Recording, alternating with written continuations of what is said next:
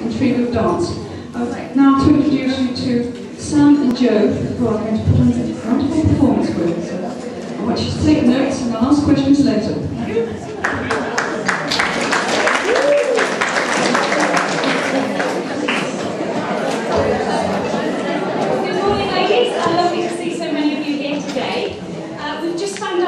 Music system, so I don't know if any of you can sing very nicely, that would be very helpful.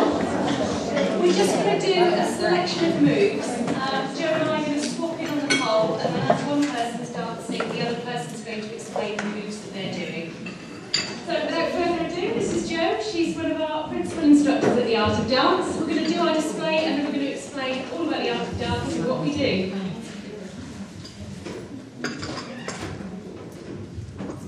Jo's just starting with some nice spins. These are the kind of things we can do with some of the beginners. She's going to move into something more advanced now. Shoulder mat. Taking it into a shoulder mat plank variation. There's the brass monkey.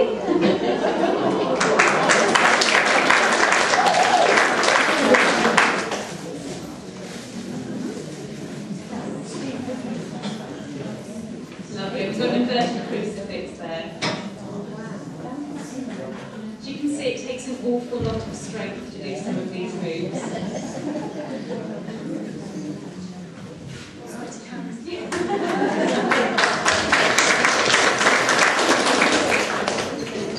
Okay, we're just going to keep swapping in.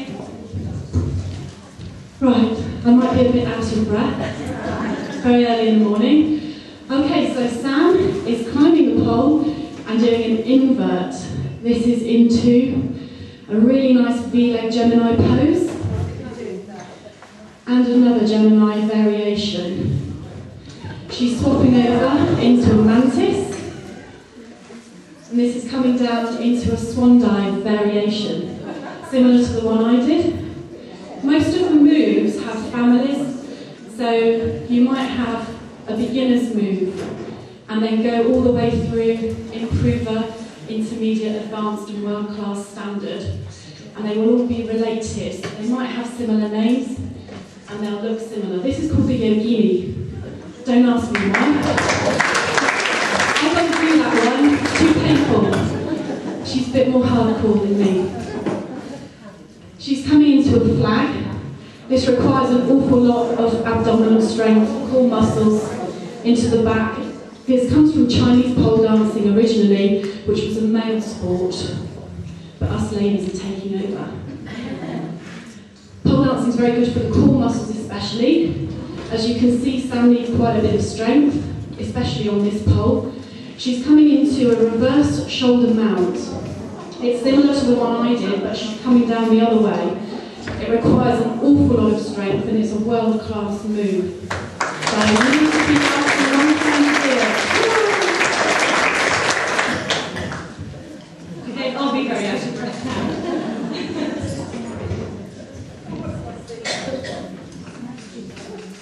Okay, classic invert from Jo.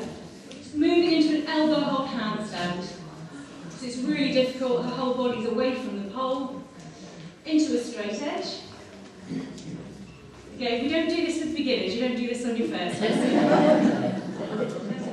Beautiful mantis variation there. And into a hands-free chopper. Lovely. Another Gemini variation. Excellent.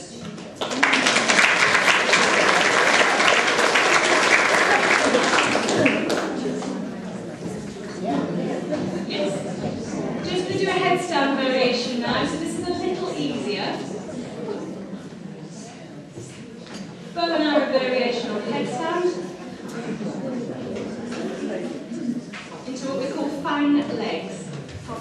Lots of bizarre names on our syllabus. Beautiful.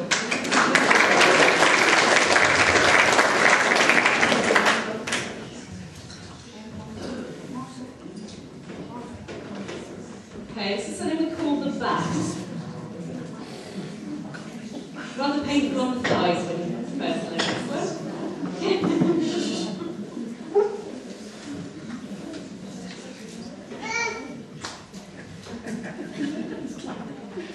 Okay, moving into the plank now.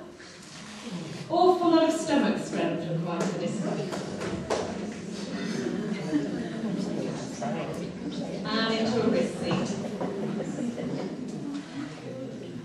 All of these moves require a mixture of strength, flexibility, control, lots of practice, and lots of bruising to actually.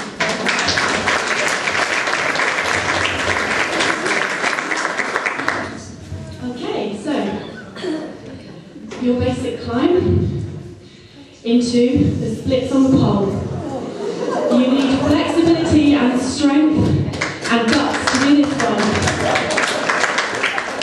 Last year Sam came fourth in both the UK pole dancing competitions. This year she's currently through to the finals. This is called the Teddy. Again, quite painful when you first learn it on the armpit, but you get used to it. Into a mantis variation, cross-legged.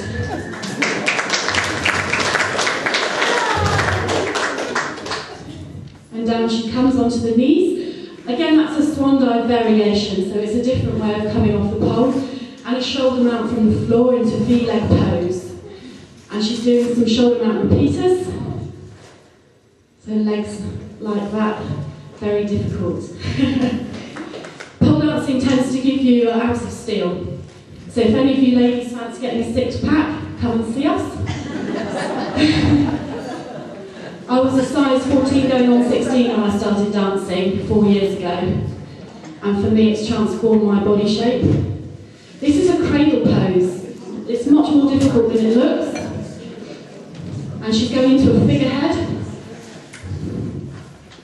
Lovely. Sam's actually wearing gloves, which you can do if you like. Because of the stage here, and as you can see the pole's quite wobbly, we don't tend to throw ourselves around too much, especially me, because I'm heavier than Sam. If I throw myself around spinning on this stage, it will tilt. Yeah, well, it hasn't fallen over yet, but it does tilt. So Sam's wearing gloves because she's not going to do any spins. She's doing a spider. This is called a spider. It's a variation of the V-leg, the wrist seat I did earlier. Obviously she's not sitting on her hand like I did. I was cheating.